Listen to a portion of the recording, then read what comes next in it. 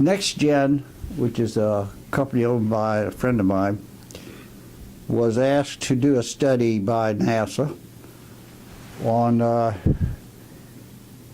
ways to go commercially and probably with the government back to the moon, and primarily an economic study to see whether that was feasible. The study has been made. Their report is now about to be in your hands, and I think it's a very good one. It says that it can be done. It will take good management and good leadership on the part of both the aerospace industry and NASA. And hopefully, at the same time, we will be able to establish what I call an international program office, under which would be all the other nations in the world that want to join with NASA in going back to the moon at this point in time, which is what the study was carried out to do. The study has shown that you can do it within the NASA budget. Now that might take longer than people might want, but the study has shown that it can be done in about 7 years from start. I think that's very optimistic, but that's not a bad thing at this point in time. Now the game plan is based, mission plan if you will, is based on utilizing the resources of the moon as a source of both rocket fuel to be obtained from the water on the moon. And so that is one of the weak parts of the study, because we don't really know how much water is on the moon. If it's very little, then this study would not apply to what we want to do. We'd have to do it some other way. There are other ways. There have been studies made relative to the fuel depots, both in Earth orbit or around the moon, that would supply the same thing. A cost estimate for that kind of program would have to be done. I still think that's the right approach. Now, embodied in this study are a number of tools which also have been advocated for some time now. One is a reusable spacecraft to go to and from the moon to carry both equipment and eventually astronauts. And the other is a reusable lander which would go from lunar orbit to the surface. I think those are both great ideas, and I think you'll see that, how that would be done in this study. I'd like to point out that in the past,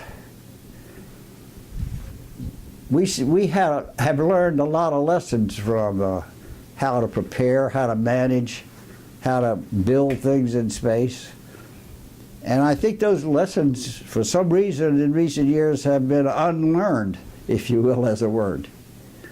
I think it's very important that we go back and look at how we did that. Why did we do Gemini? Why did we come about with the game plan that we needed to land on the moon? First time we started thinking about going to the moon after President Kennedy challenged this country was to two major approaches. One was to go from Earth orbit direct to land on the moon. The other was to just go direct to the moon, just as Jules Verne did. Now, what I want to point out is that was nonsense, because when you started trying to do those kind of things, you saw how impractical that was. That's the major point I want to make about having a game plan, having a mission plan, because it drives what you have to do. It drives the technology to do it. It drives the learning process you have to go through to make sure you can do it, and then do it safely, and then accomplish the task. And I think that's what's got to be done in the future, whether we're going to Mars, whether we're going back to the moon, or whatever the goal of these combined people in the world is. The question is always asked, in my mind, why do you want to go to Mars? Why do you want to go back to the moon? You've been to the moon. Don't you know enough about the moon? The answer is that there are many, many resources on the moon besides water. There are many elements of the chemical table that are there that can be utilized both on the moon, and if once we had a transportation system that became economical, you would be able to bring those resources back to the moon. I think that's maybe 50 years from now. Hopefully it's sooner than that. But there's a lot to be gained from going back to the moon. The other thing you would probably do, which has recently been suggested, and I have suggested many times myself, is building a station on the backside of the moon where you would be able to look out into the universe without the interference of the electronic outputs of the Earth, particularly. And so you would be, the backside of the moon would protect you from that kind of a situation from the Earth. And it would really be a tremendous adjunct to the telescopes that are presently in orbit around the Earth, and will be soon again with a new Webb telescope. So what SpaceX is doing, what Boeing is doing, what they're doing with the Dream Chaser eventually, those are good programs, and they've shown that you can come up with ways of reducing costs and still doing the job in space. I think it's going to take a lot more effort than we have presently done by flying them more often, etc., and that's what will make it safer. So the commercial approach, along with probably the help from the government and the management on top of that from both the commercial organizations and the government, will have to get together and see how we can do that a lot better than we've done it in the past to reduce the cost.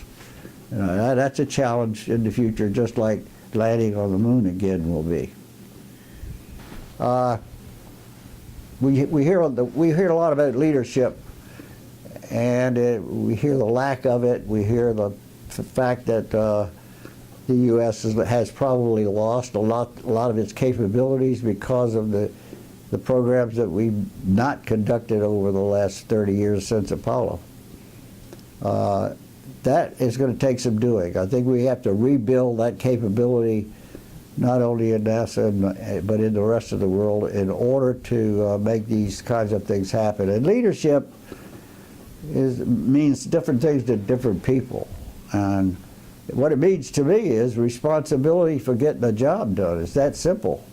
And you have to be willing to accept the responsibility, and that's hard work.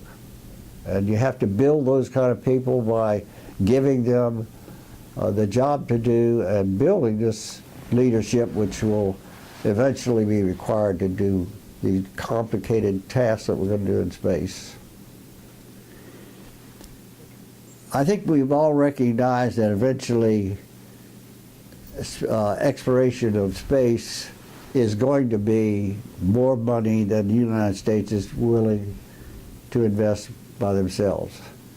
I think therefore, both from an economic point of view, from a diplomatic point of view, and from a technology point of view, we're better off bringing the people from around the world into the space program that the United States is conducting. And we did that on the International Space Station, and I think it was extremely successful. It continues to be successful, and I think we will use it a great deal in days to come to perfect the programs that we've been talking about, and that NASA's talking about, and what the other space cadets are talking about.